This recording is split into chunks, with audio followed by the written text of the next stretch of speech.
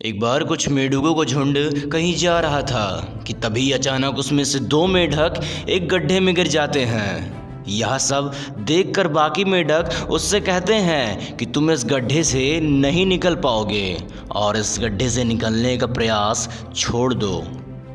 परंतु उन दोनों मेंढकों ने जैसे उन सबकी बात सुनी ही ना हो और वे उस गड्ढे से निकलने के प्रयास में जुट गए।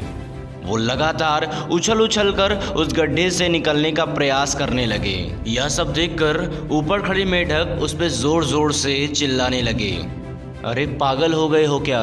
तुम दोनों क्यों व्यर्थ की मेहनत बर्बाद कर रहे हो?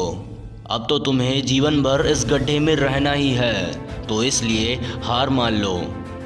परंतु उन दोनों मेंढकों ने जैसे इनकी बात सुनी ही ना हो और वे लगातार प्रयास करने लगे।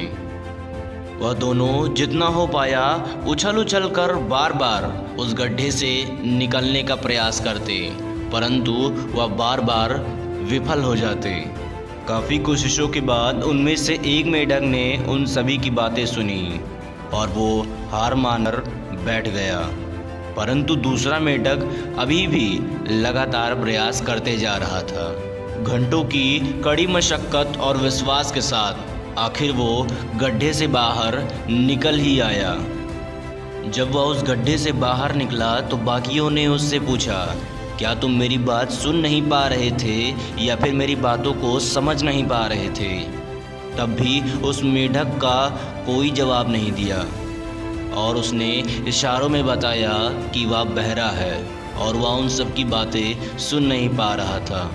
उन सब की हरकतों को देखकर उसे ऐसा लग रहा था मानो वो उसकी उत्साह बढ़ा रहे हों, तो उसने हार नहीं मानी और वो उसी वजह से गड्ढे के बाहर निकल पाया। दोस्तों, इंसान की सबसे बड़ी ताकत उसका विश्वास ही होती है और यदि कोई व्यक्ति अपने पूरे विश्वास के साथ कोई भी काम करता है तो वह सफल ज़रूर होता है। जय हिंद।